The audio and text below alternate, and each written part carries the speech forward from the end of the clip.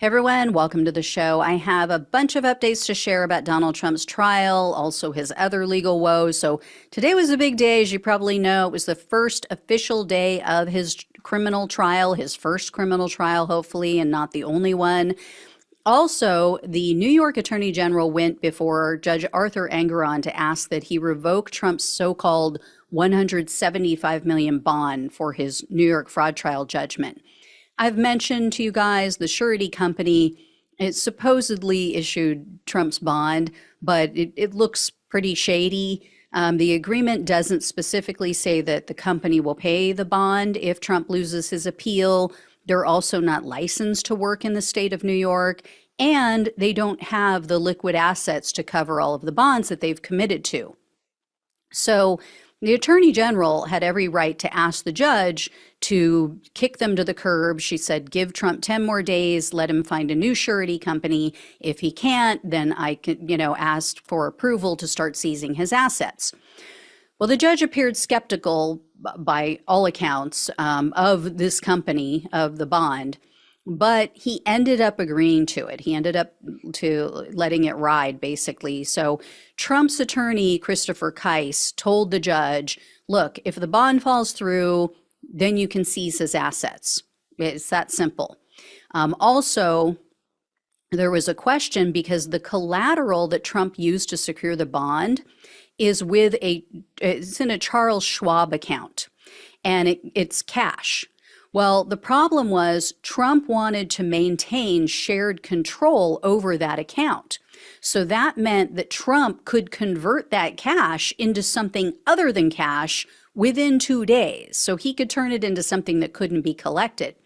So under this new agreement, which the Attorney General agreed to, the bond company would be 100% in control of that account.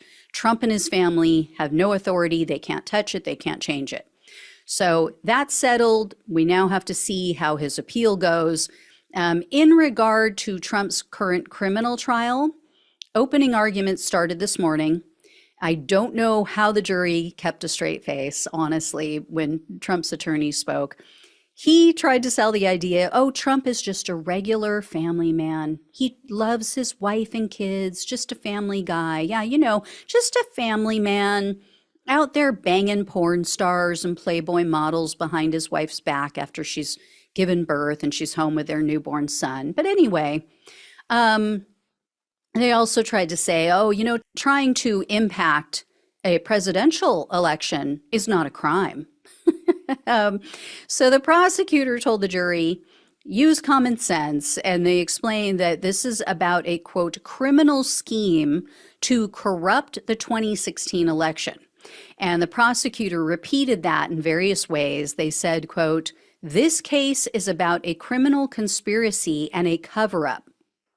And he told the jury that Trump, quote, lied over and over again, and that he conspired with David Pecker, Michael Cohen, and others to try to silence porn actress Stormy Daniels.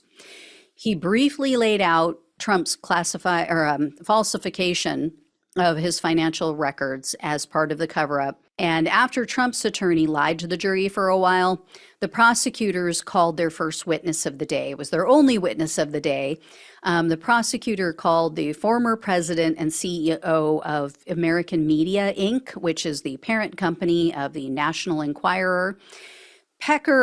David Pecker, is who this person is. As you may know, he is a key witness because he's already admitted to helping cover up negative stories for Trump during the 2016 election cycle. This all started, he said, he has told the prosecutors in August of 2015. He has also already admitted to pushing negative stories during that same period of time of Trump's rivals. And he and Trump were longtime friends. That's why he did it. But Pecker had to come clean because he took a cooperation agreement. He had to try to avoid legal jeopardy like what Michael Cohen went through.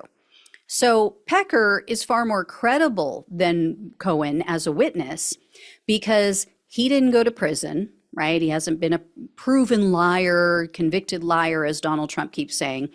He's never spoken out negatively about Trump, so that makes him more credible in the eyes of the jurors. And so Pecker started off the day explaining what his company did. He called it checkbook journalism. So essentially, they paid people up to $10,000 per story to come forward with information. And if a source required more than $10,000, that had to be approved by him personally. So it shows that it was very unusual for him to approve these large payouts, like the one for Karen McDougal. And of course, he buried her story. So that is what's known in their industry as catch and kill. Now, unfortunately, the trial had to end early today because one of the jurors had an emergency. She or he, I don't know, were in pain. They had an emergency dental appointment.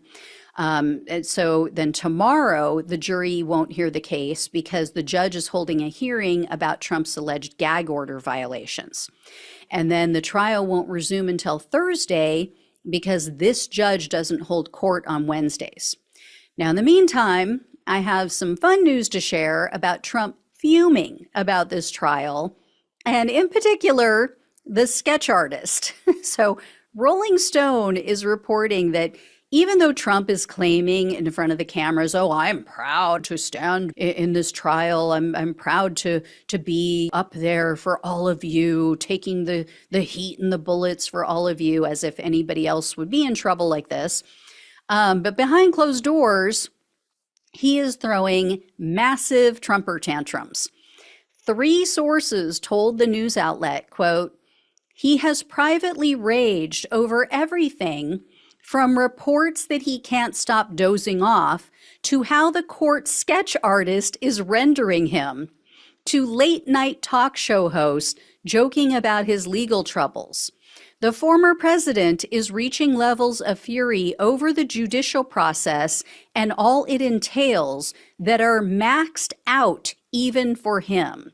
And the maxed out part was a direct quote from one of these sources. They said Trump is irate with journalist Maggie Haberman's reporting about him falling asleep. And then he's asked people in his circle if they agree that the sketch artist is out to get him. That is how paranoid this guy is. So poor Trump, right? Accountability and being out of your little worship bubble, it's hard, people. It's just hard. So Trump also got some bad news this week in regard to, or I think it was last week actually, in regard to his January 6 civil cases. These are the cases that are brought by private citizens. So many of these people were officers who were at the Capitol on January 6th or their family members. Trump, as usual, was trying to delay these cases from going to trial. He claimed, oh, I can't because they're going to know my defense, my defense will be undermined. It's going to be out there. And then that's going to harm my criminal trial for January 6th, which he's also trying to delay. So the judge in this case was Amit Mehta. He disagreed. He said, no, the cases can move forward. There's no reason for them not to. And by all accounts, Trump is running out of cash to pay for all of these cases. So both the Bloomberg News and CNN are reporting that Trump's super PAC spent almost $3.7 million on legal expenses just last month, just in March.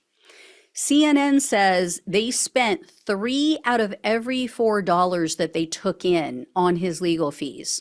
And according to Bloomberg, the PAC has only $6.8 million left in its coffers to cover his upcoming legal costs. So he's going to have to dip into the Republican National Committee cash drawer, which means they're going to have less money for candidates around the country. Whoops. And then Trump is due to receive, though, another $1.25 billion worth of DJT stock. This is as part of his contract. So he will receive these additional shares tomorrow. That is their value as of now, because the stock price, as per the contract, has remained above $17.50. So share prices are still way down from their peak. You know, they were nearly $80 initially. They have inched up back a little bit since last week. Since last week's very low, I think if I remember correctly, it was down to like $25 a share. As of today's close, I think it was about $36 a share. So Trump may have to ditch some of this stock. He may have to sell all of it, which trust me, he wants to do right away. But, you know, he's in that 6-month lockup period, but he might have to do that and sell it. He might be forced to, even if he didn't want to cover these legal fees. And you all know how he hates spending his own money. So that'll be painful. You know, unless they still want to throw their hard-earned cash at the billionaire who claimed in 2015, oh, I don't need your money. I have it. I'm a billionaire. I don't need anybody's money. That's how you know you can trust me. Yeah, but keep sending your money to a billionaire as you live, you know, hand to mouth. So anyway, I will let you know when I hear more. I will definitely let you know when the case picks back up or the trial on Thursday. Thank you all so much for watching and listening. Please like, share, and subscribe. Please donate if you possibly can. Love you all. Take care. Talk with you soon.